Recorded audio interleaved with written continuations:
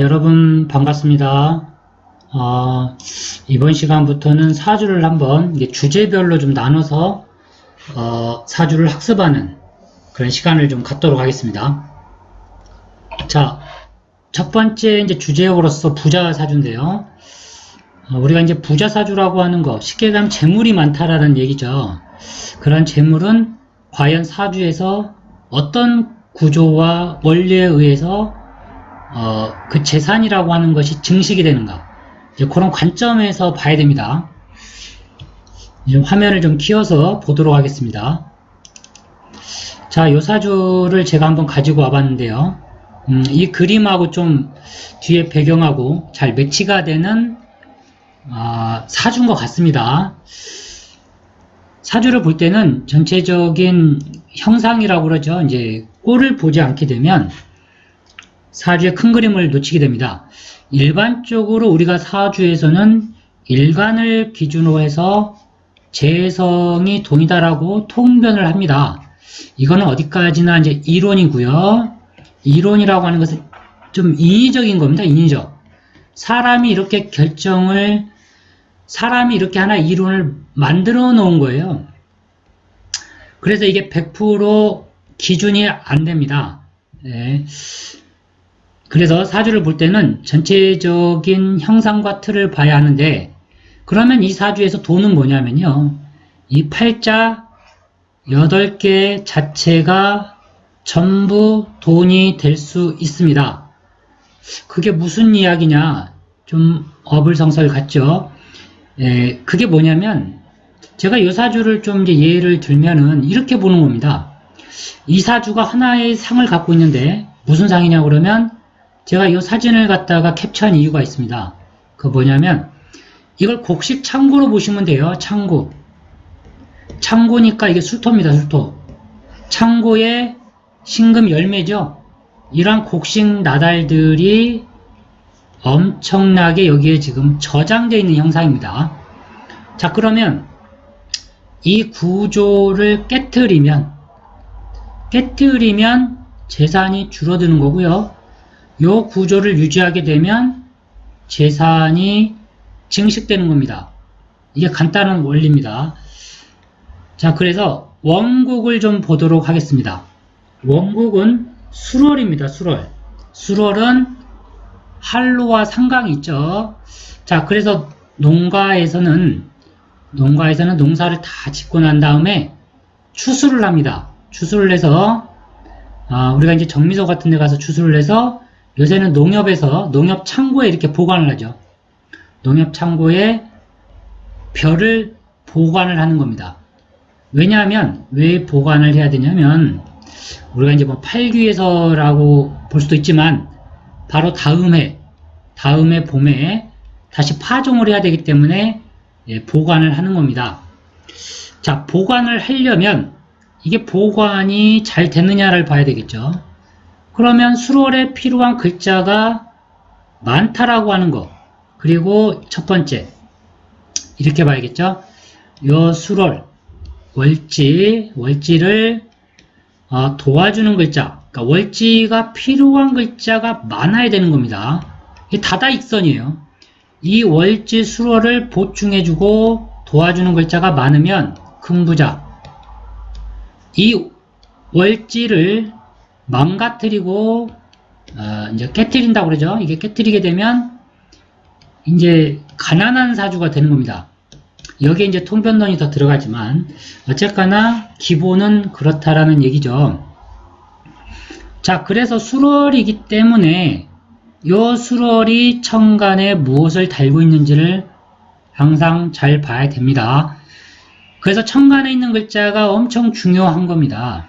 수월인데 병화가 있습니다. 그래서 이렇게 지금 태양이 이렇게 떠서 화창한 날씨에 수월이라고 하는 이러한 곡식 창고를 그 열기를 적절하게 잘 내뿜어 주는 겁니다.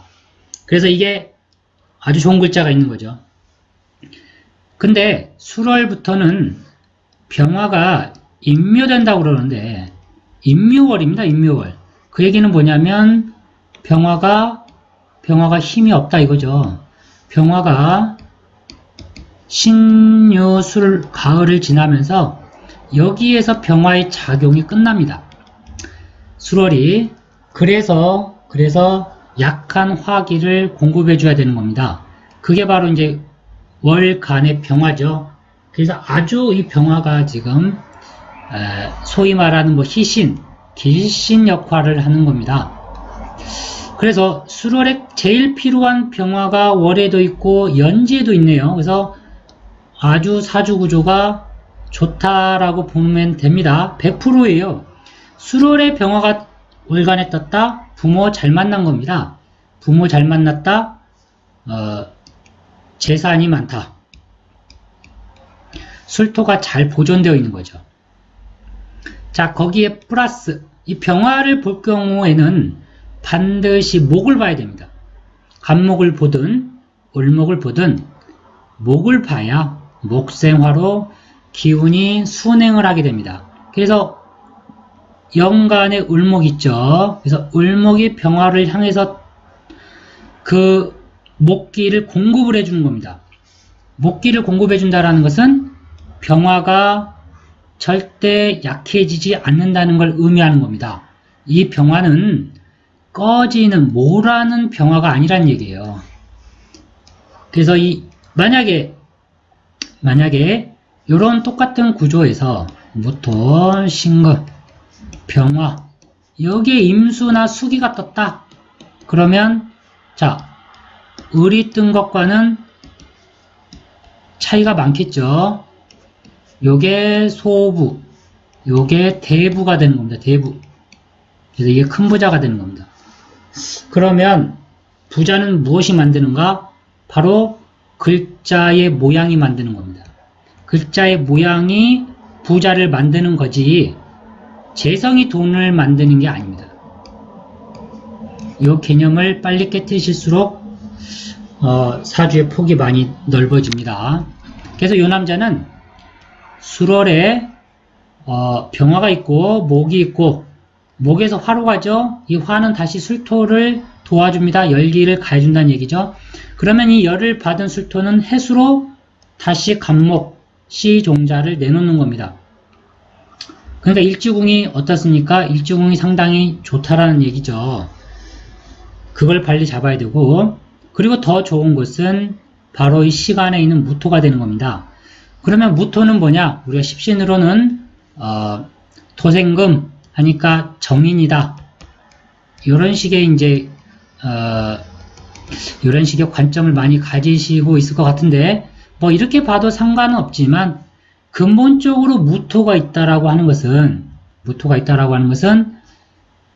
핵심은 뭐냐? 바로 이 연간에 있는 을과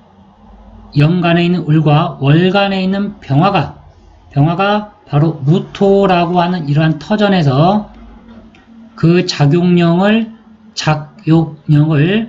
활발하게 공급하고 있다라는 개념입니다. 그래서 신의 일주가 무술시를 보게 되면 물론 전체적인 구조를 봐야 되겠지만 이런 사람들은 기본적으로 자신을 드러낼 수 있는 하나의 큰 터전을 얻은 것과 같습니다. 그래서 이런 사람들은 박사급으로 가도 됩니다. 공부를 많이 하는 쪽. 그것도 연과 월의 구조에 따라 달라지는데 일단 뭐 다른 걸 제쳐두고 무토가 있다 신금에 이런 사람들은 교육, 선생 이런 공직계통으로 가도 크게 현달할 수 있는 구조가 되며 또한 자식도 현달하게 됩니다. 이게 이제 기초적인 통변이죠. 자, 그러면 이 사주는 전체적으로 왜 좋냐면은 바로 이 해수에 있는 겁니다. 왜 해수에 있을까요? 바로 여기에서 해중에 간목이 있다라는 얘기예요. 그래서 술토의 시종자 창고, 이게 돈 창고가 되는 거죠. 엄청난 돈 창고가 본인은 일을 하지 않았는데도 태어날 때부터 생겨버린 겁니다. 부모 보기 좋겠죠, 당연히. 그래서 이 해수도 상당히 좋고요. 더욱 좋은 것은 대운이 잘 갔다라는 얘기죠.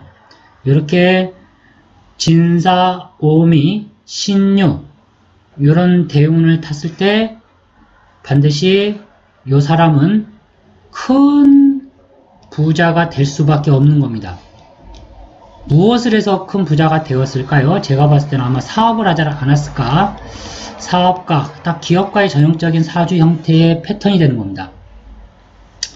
그래서 사주를 볼 때는 여러분들이 전체적인 꼴을 빨리 봐야 됩니다.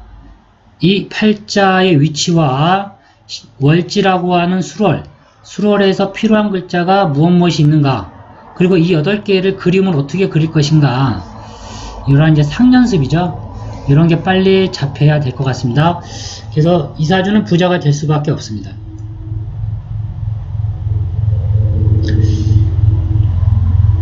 자, 이 신의 일주 사주는 여기까지 하고요. 다음에는 다른 형태의 사주를 또 한번 보도록 하겠습니다. 감사합니다.